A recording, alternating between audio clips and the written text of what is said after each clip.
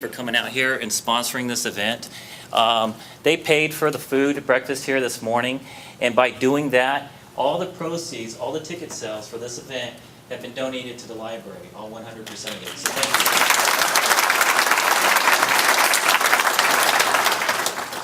you.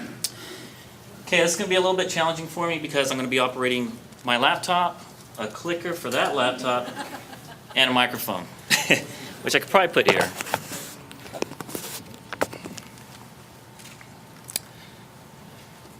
Okay, first off, I want to also give recognition to the staff here that helped me out in putting on this event. I couldn't have done it without the help of Kathleen Aguilar, who's walking in the background there.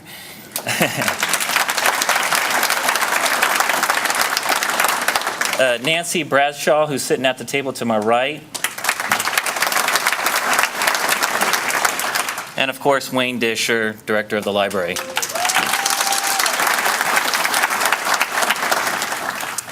I have to give a little shout out to my wife, Amber, who's also sitting in the front row.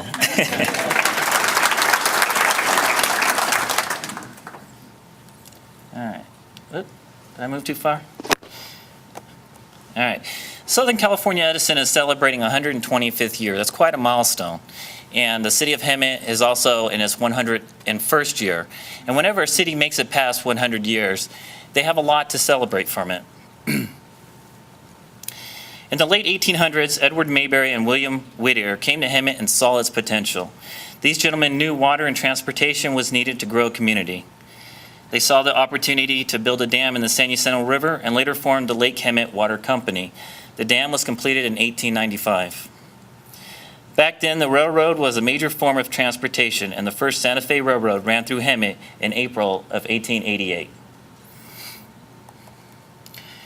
Our main roadway today is Florida Avenue, as it was back then in the 19th century. The three-story Hotel Mayberry was built between Harvard and State Street, and Hemet also had an opera house, a stock farm, small businesses, warehouse, and rental cottages. Mr. Whittier even opened the Bank of Hemet, which still exists today. Hemet suffered from a terrible drought from 1898 to 1900, and an estimated 7.0 earthquake rocked this valley on Christmas Day, 1899. Despite the disasters, Hemet continues to prosper.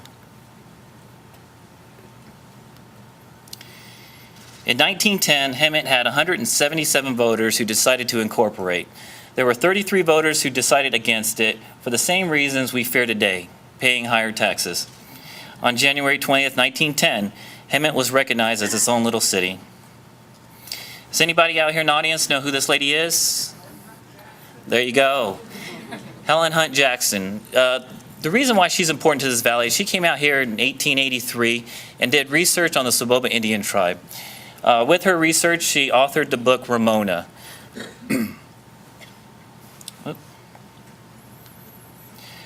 This very famous love story became a play in 1923, and Hemet became famous for its annual Ramona pageant. There were brief interruptions during the Great Depression and World War II, but the Ramona pageant still continues today to be the longest ongoing outdoor play in the country. And that's my little plug to make sure that everybody goes out there and watches the play this year.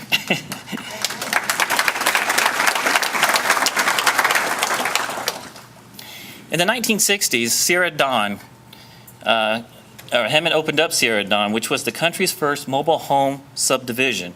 A senior citizen could afford to buy a small plot of land in a nice community, and this quickly caught on. These subdivisions were popping up all over the country, and that's how Hemet became known as a retirement community. Hemet enjoyed a major real estate boom in the early 80s.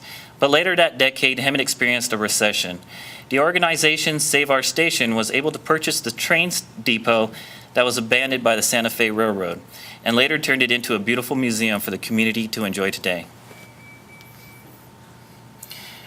We fast forward to the year 2000, the start of a brand new century. Hemet is once again enjoying another real estate boom that lasted until about 2006. Younger families are moving here as Hemet offers affordable housing, great weather, and a quality place to live. Since 2006, the world has changed quite a bit. Although Hemet has a lot of accomplishments to celebrate during the past 100 years, the last 5 years of the city has been especially challenging. The country's unemployment rate is hovering around 10%, but in Hemet it's about 17.8%. Just 5 years ago, the unemployment rate in Hemet was about 7%. Some say that this is the worst depression since the Great Depression. My intentions here are not to talk about the nation's economy, the country's economy, or even the state's economy. I wanted to be more direct and focused on the city of Hemet. So this is going to be very specific in what I talk about. Unfortunately, the decline of economy, I don't get to talk about all upbeat things, but it's the reality of what's going on today. And I wanted to make sure it was important that I was transparent to everybody here today and let them realize what we're facing today. I am very humbled and honored to be your mayor here today, and I feel it's important that you understand where I'm coming from. I ran on a platform of transparency, and everyone should have an idea of my intentions and motives. If I do not share you my beliefs, then people kind of will make it up and pass it along as truth. And as I start to talk to you about my background, I think you'll get a better understanding of where I'm coming from and what direction I'd like the city to go.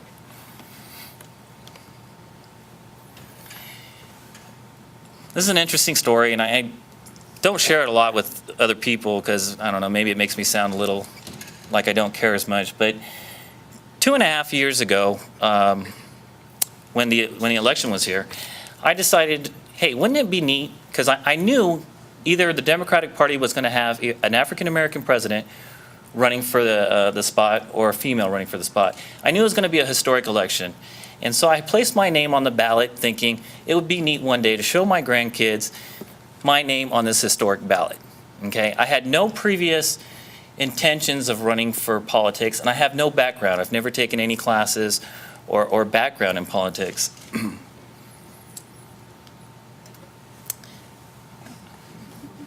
What happened, though, was when the names of the candidates were announced in the newspapers called me, and so did some people in the community, to ask me what I stood for.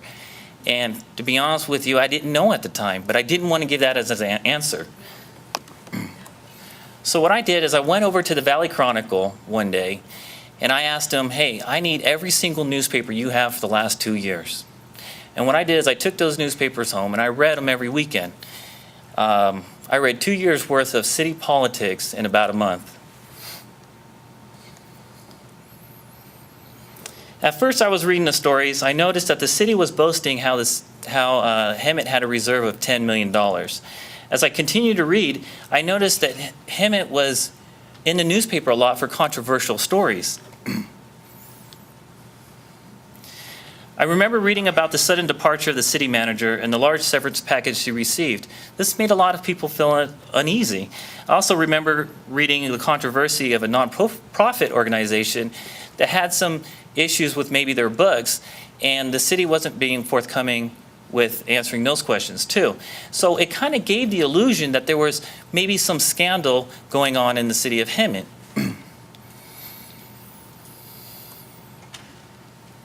Perhaps the most controversial story that I remember is there's a mobile home that we have over at Simpson Park, and the company credit card was used to purchase some things to furnish the mobile home.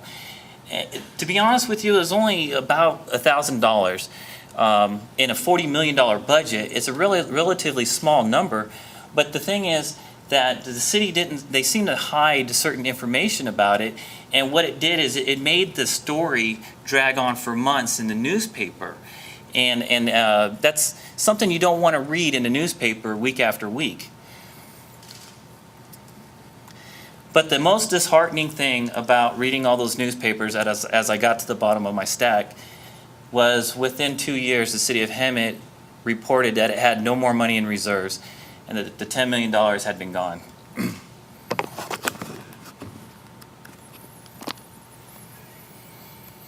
This made me realize that we had a problem. The citizens of Hemet were not trusting their government anymore.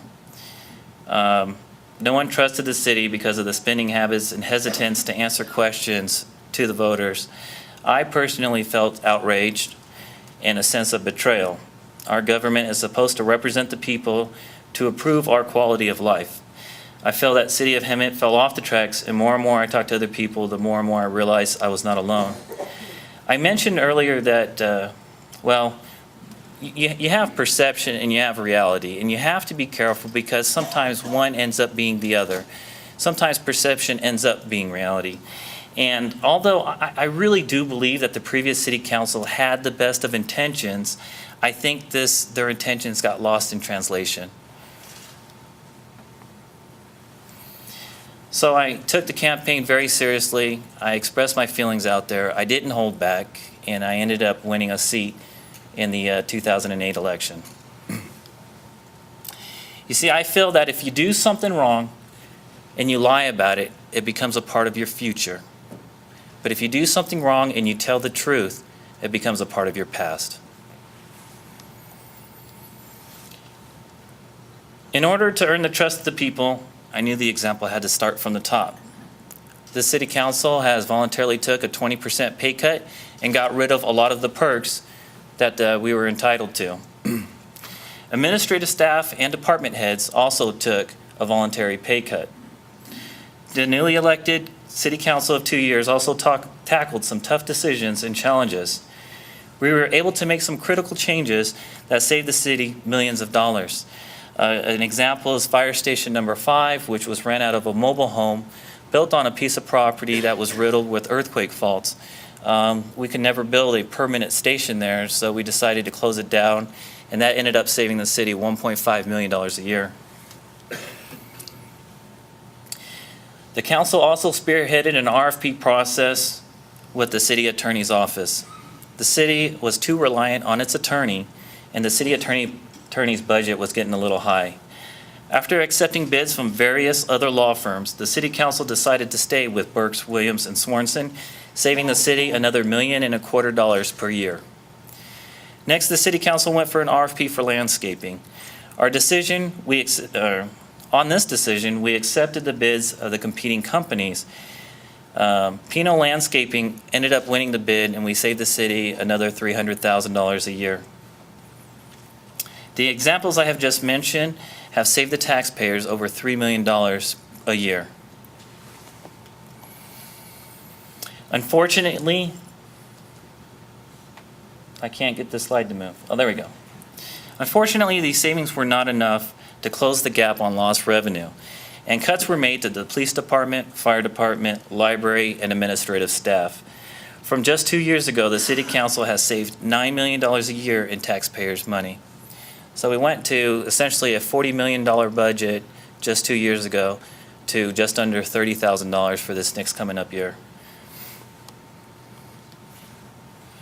Last November, 2 new council members were elected. I feel the voters of Hemet sent a very strong message by not voting in any incumbents from the past 2 elections. It is very important that this new city council remembers that we answer to the voters, and our decisions are to benefit the majority of the people we represent. I feel the city council is very well-rounded, as Jim Foreman and I have a background in public safety. Robert Youssef and Larry Smith are both from the private sector and can offer that business sense that I feel the city of Hemet needs. And Linda Kruper has a valuable knowledge of the city through her countless volunteer hours and dedication. One thing I've learned from the citizens of Hemet is how important their library is to them.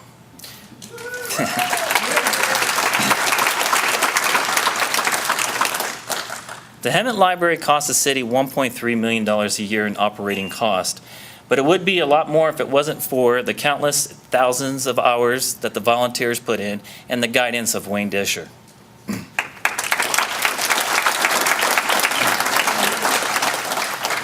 Last year, the library was in danger of closing, and the community really stepped up and expressed how this was unacceptable. This year will present another challenge in keeping the library open, and that is why I've worked with Wayne in supporting the library by offering the donation boxes that you see when you go there. I've also made this the first State of the City address to benefit the library, where 100% of the proceeds go directly to the library. This wouldn't have been possible without the generous donations from the various companies you see here today. The biggest hurdle facing the city of Hemet today is our budget. Due to the decline in revenue and the increase in retirees' benefits, the city of Hemet this year is facing a $4.8 million deficit. The state of California has stolen millions of dollars from our redevelopment fund, which leaves this council in a very, very tough spot. Our total general fund budget is less than $30 million this year, and public safety accounts for 75% of that. The City Council knows how important public safety is, and perhaps it's our #1 priority. Unfortunately, public safety cannot be ignored because it makes up such a big percentage of our general fund. The city has made cuts in the other 25% of our general fund to include lowering the rates of our city attorney, cuts to the library with less number of days being open, and cuts in pay and benefits to the department heads and administrative staff.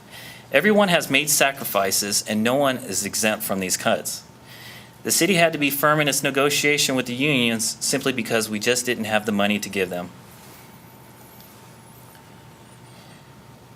Unions were formed to protect the working class and to negotiate on their behalf. During the early 2000s, the unions did a wonderful job in getting their employees the best deal they could. The retirement system, CalPERS, told all local government that we had enough money to sustain a 3% at 50 retirement system and never go broke. Real estate boomed and brought in a lot of money in property taxes. And what people did is they went out there and refinanced their homes and felt comfortable with all this extra money and spent that, and the city brought in more and more money in the forms of sales tax. Everyone was drinking the Kool-Aid until the stock market started plummeting and the economy went south. You see, the unions are not to blame for these events. They did what they were designed to do. It still took politicians to approve and okay every single wage and benefit increase the unions got. Politicians should be looking at themselves and at the system as a whole instead of focusing their blames at the unions. Unions are not the villains here, and you will not see me stand up here and blame the unions for the mishaps in Hemet. Instead, I'd rather the unions understand the local economy and the issues facing Hemet. The city and the unions should work together with a common goal to build a better Hemet. The economy will improve. It always has, but the unknown right now is when. When will the economy improve? I've talked to other members on the City Council. We all agree and appreciate our public safety employees. These men and women do a wonderful job protecting us from becoming victims. They are there for us when we are gravely injured or experiencing the worst of worst days. Sometimes we take them for granted, and these men and women don't get the praise they deserve. But I'm standing here today to thank you guys for all that you do, and we appreciate your dedication to mankind. If everyone here can agree with me at that, please give them a round of applause.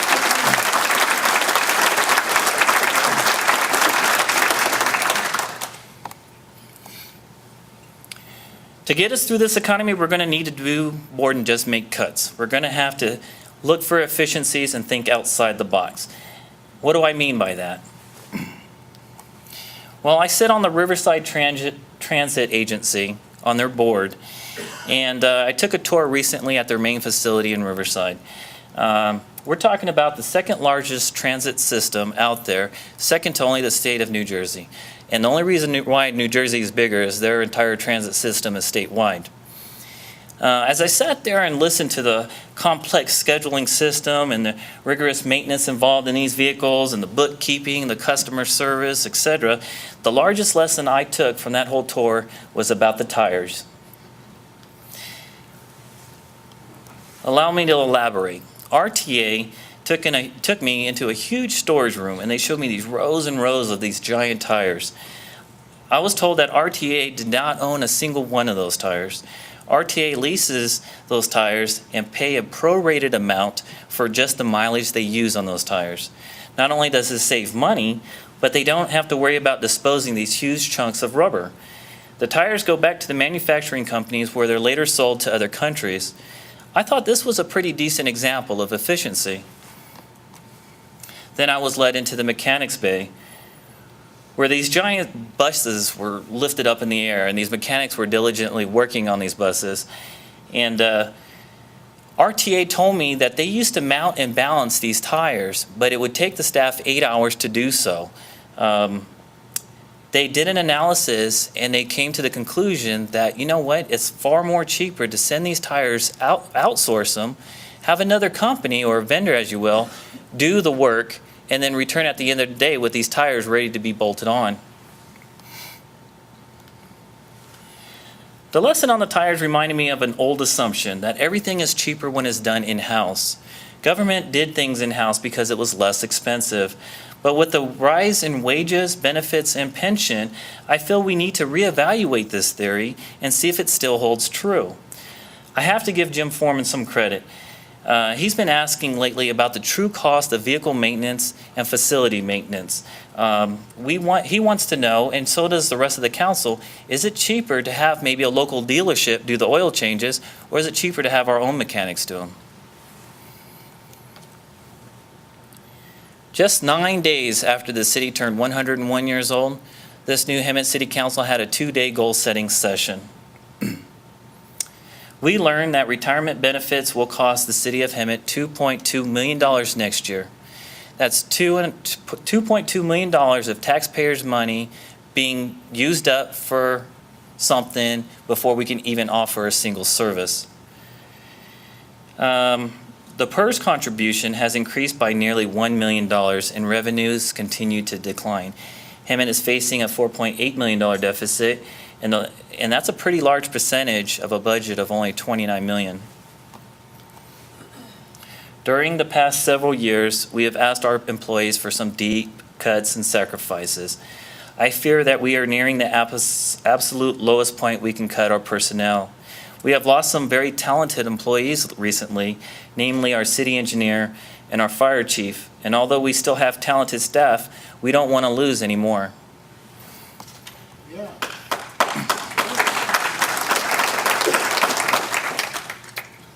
At this goal-setting session, Brian Nakamura requested all department heads to give a detailed description of every single service we offer.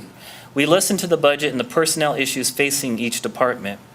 Realizing we're facing a budget shortfall, this council decided to take the time, or decided it's time to ask the tough questions and possibly make some drastic changes. Like I mentioned earlier, we went through an RFP process with the city attorney and landscaping company.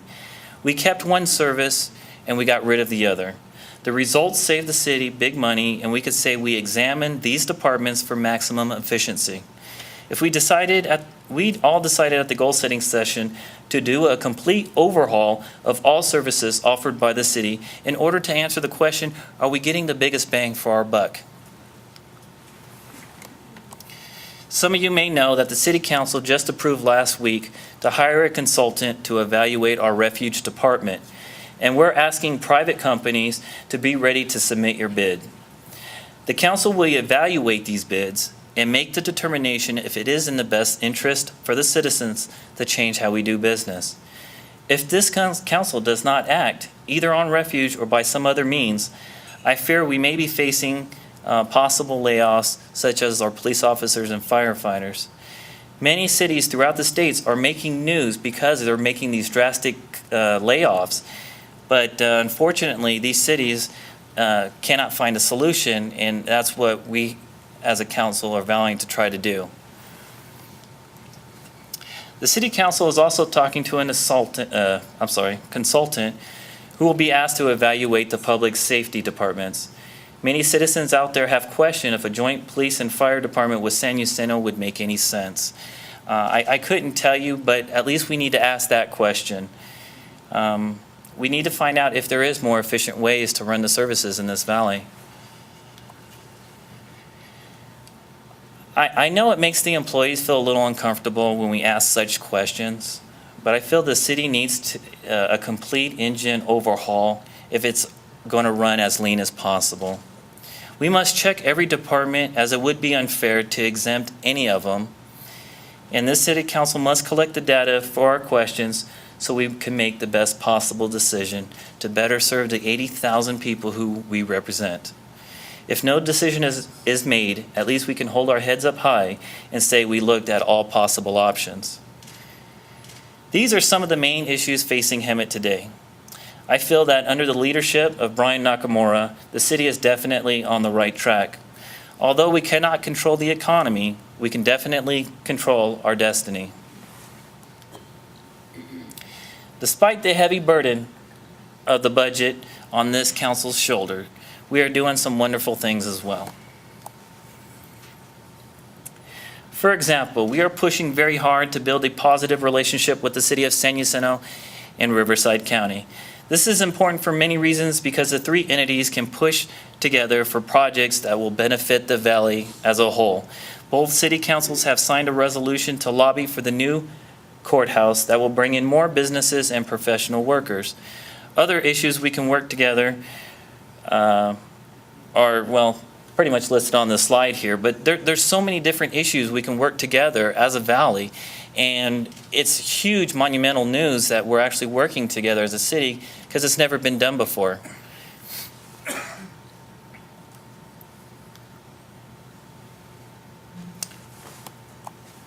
Another positive thing I can report to you is the progress of our Hemet General Plan. This document has been in the works for the past 7 to 8 years, and with the guidance of Deanna Eliano and the Planning Commission, this document is scheduled to be completed this year in August. This document is the blueprint of Hemet's future. As Deanna and the Planning Commission tackle on the general plan, which is a huge task, they've also passed the shopping cart ordinance to eliminate blight on Florida Avenue. There's a handful of other issues that I wish I could stand up here and talk about, but I had to kind of take in consideration the length of my speech. But I feel even with the issues facing us, the Hemet City Council is dedicated to being transparent, and we will flip this situation around. I am very, very confident that Hemet City Council will now make the best possible decisions for the city, and we're doing everything possible to earn your trust back. On the table, you will find a comment card. This is because we were interested in hearing your thoughts and opinion. I would be lying to you to say if this city council had all the answers, but with your input, together we can come up with the best solution. Now that I've talked a little bit about the city council and the direction I'd like to see us head, I would like to ask or request a favor from everybody in the valley. You see, we all have to work together to improve this valley. And it's going to take more than just this city council. Number one, we need to shop in Hemet. I remember when I first moved out here about 18 years ago, and there wasn't that many places to eat. But now we got, Mimi's Cafe, Red Robin, Sterenstein, Buffalo Wild Wings, Sonic, and over a dozen other good places to eat. In fact, Panera Bread has, they're in the permitting process to build their first drive-through in Hemet, so that's a little bit exciting too. For every dollar you spend in Hemet, $8 is returned to the local economy. This is how we improve our police and fire departments, open the libraries a few more additional days, and improve the roadways and sidewalks in our city. Because of local support, places like Verizon and McDonald's were able to improve their current buildings to provide us a nicer place to shop. Besides, gas prices right now are way too high to be driving out of town. Please realize that another thing this council is doing is trying very aggressively to attract new businesses to provide our citizens a place to shop. We are in talks with a major box retail store to expand the Stetson Crossing project in hopes to fill the void of the bankrupt Mervyn's. Some citizens fear growth, but as long as it's smart growth, it prevents our tax dollars from benefiting other cities like Menifee, Marietta, Moreno Valley, and Temecula. By keeping our tax dollars local, we can also improve our schools, roadways, and public safety. Number two, take pride in your home and your businesses. What a difference it makes to see a well-maintained storefront or well-manicured yard. It gives the image of a prideful community, and believe it or not, it drastically helps lower crime. If you want to be a hoarder inside your house, that's up to you, but I guess we'll see you on the A&E channel. Number three, be kind to one another and treat each other as you would want to be treated. You might think this is kind of an odd request from me, but a smile and pleasant conversation can go a long way. If you think about it, if you go into a store and an employee is obnoxious and rude to you, are you ever going to return? Probably not. You have the power and the ability to brighten someone else's day. Plus, if you treat others like you would want to be treated, we would have no crime or bitterness in the valley.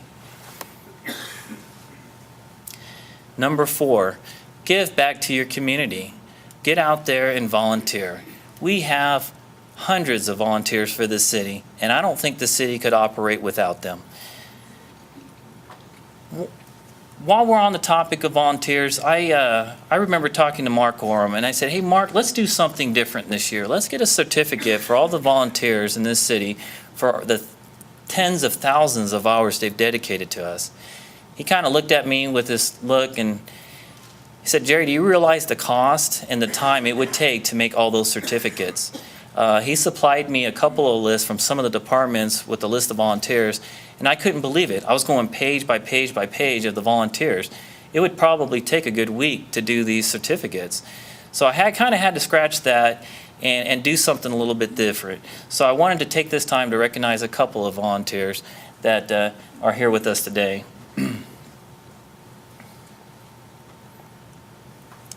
First, I'd like to talk about Shirley Cooperstein. Shirley, is she here? All right, Shirley, come on up here.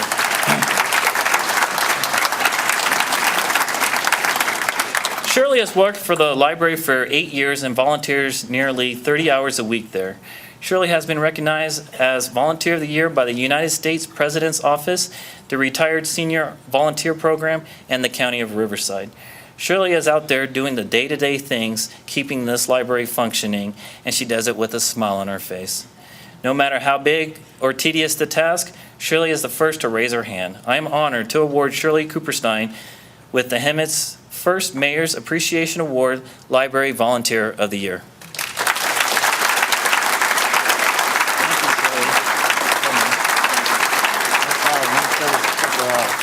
Beautiful.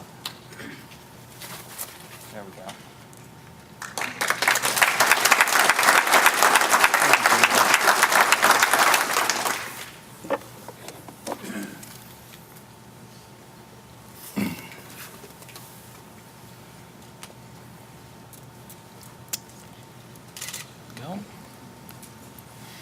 Next, I would like to recognize Hemet Police Volunteer Tom Covington. And I saw Tom here earlier. Where is he at? There you go. Come on up, Tom.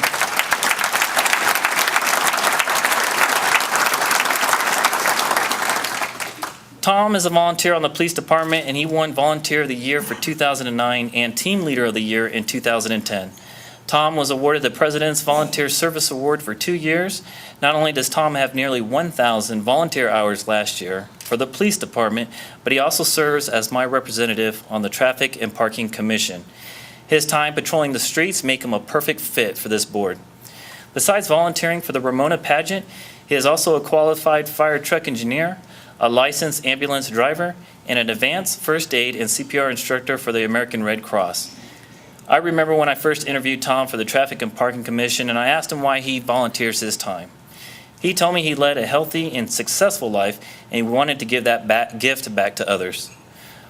At that moment, I knew Tom was my selection, and I'm here to honor and award him with the Mayor's Appreciation Award, Hemet Volunteer of the Year.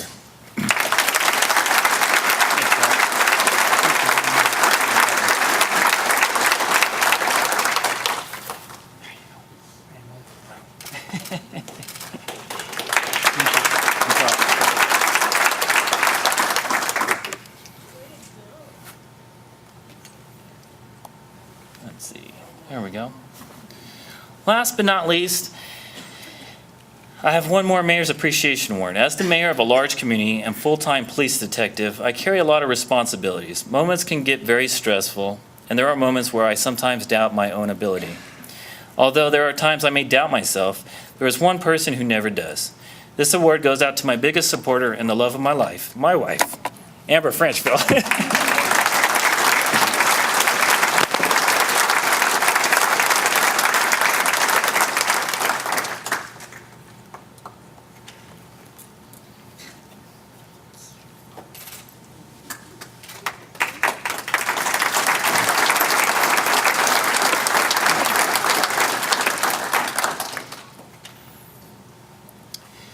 I can tell you there are 5 city council members that are committed to improving this valley. Each member takes their role as a leadership very seriously. We are united in our desire to make a positive change in this great city of Hemet.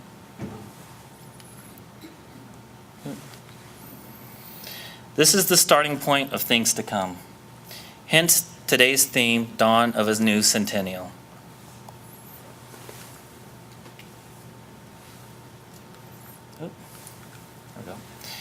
I am very optimistic that we can all work together.